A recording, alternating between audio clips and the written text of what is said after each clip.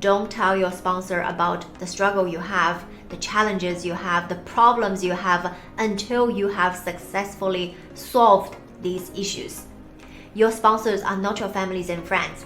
They are not there to give you a shoulder to cry. As Kamala Harris famously says, you would only want to talk with your sponsors about the good, and the good.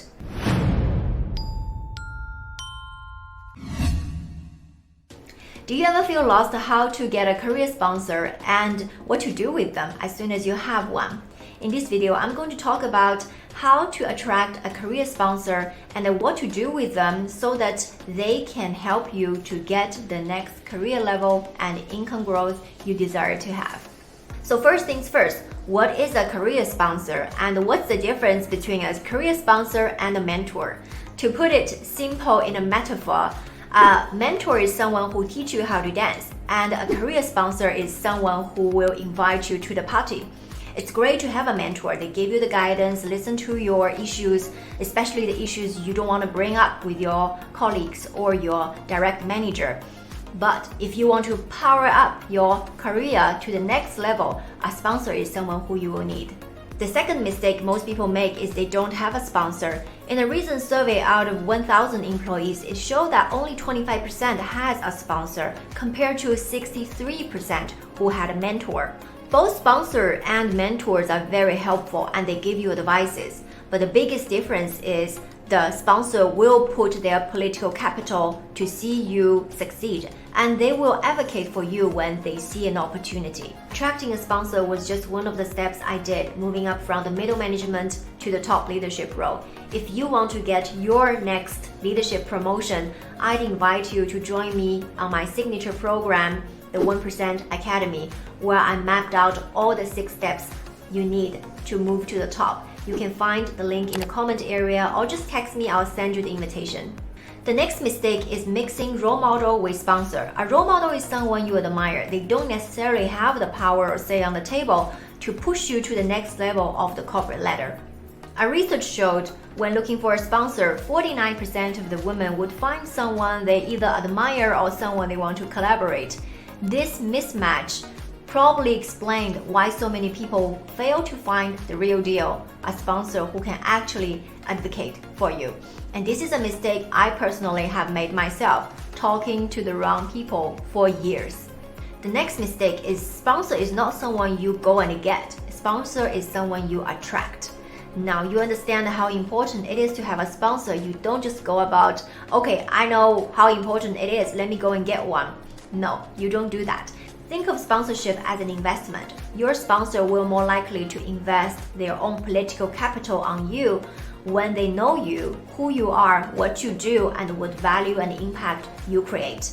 By investing in you, they would like to see the return of investment, which is strengthening their own reputation and feel their own success. So how do you attract a sponsor? Here are the ways I personally have used myself in getting the top leadership roles. First, is to start with someone who is familiar with you and you are familiar with as well. The next place to look for your sponsor is your direct manager. Your manager knows best of your performance and contribution. And to advocate for you to get that next leadership role will also help them to strengthen their own leadership status. Not only that, your success story can also fuel their own success and help them to attract more talent into their team. One of my biggest promotion came from my direct manager. After transparently sharing with him that I want to be promoted to the next top leadership level, he kept his eyes and ears open for me. There are times when one of these top positions was open and my manager was in these forums and network where he has access to these opportunities while I didn't have. So he would let me know and prepare me way ahead of all the other candidates, even before the job posting was officially online. The next tip is to go beyond your immediate circle. And to be able to do that, you need to get yourself visible. So don't just focus on do your own job very well. You need to be able to put your hand up for a special assignment, for high-profile projects that matters to the sponsor you target, and deliver a really good job to them. Now, all we have done is to attract a sponsor. So what do you do when you actually have one? First is to earn their trust constantly and perform consistently. It takes just one error or misstep to lose that support and sponsorship. So how does this negative interaction look like? When you have lunch with your sponsor and you get very comfortable, so you start to complain about your company, your team without giving constructive solutions. Or you start to criticize and judge another colleague just to make yourself look good. These are the number one negative interactions for you to lose that sponsorship support. So what else I should not tell my sponsors, you might ask? That is the struggle you have. Don't tell your sponsor about the struggle you have, the challenges you have, the problems you have until you have successfully solved these issues. Your sponsors are not your families and friends. They are not there to give you a shoulder to cry. As Kamala Harris famously says, you would only want to talk with your sponsors about the good, and the good. So what should you say to your sponsor when you are actually struggling? Of course, you would like their insights and advices. Here's a story of my old colleague. He used to tell everything with extremes and negative turns. This is the kind of sentence he would typically say. This meeting was a catastrophe. We have so many problems and people have no idea what they are doing. Change your language and attitude when you talk with your sponsors.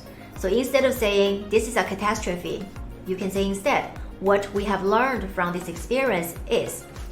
Instead of saying, we have so many problems, you can say, there's so much room and opportunities for growth and improvement. Instead of telling your sponsors, we have no idea what we're doing, you change to, we need to direct the conversation into problem solving and gaining more clarity. More on this, you can watch this video while I talk about these phrases great leaders would never say to their team. Now, on the point of having struggles, let me expand a little bit. It's easy to give the impression you are struggling. Maybe sometimes you are not. Let's say your sponsor has a perfect project that is high profile, it's strategic, and he would like to give that to you. Do you think he would give to you if this is the impression he has about you? You're always running between meetings. You never had time for lunch or even for a break, and you're always sending emails in the middle of the night. It really gives the impression that you are struggling with your workload. Would he give that assignment to you?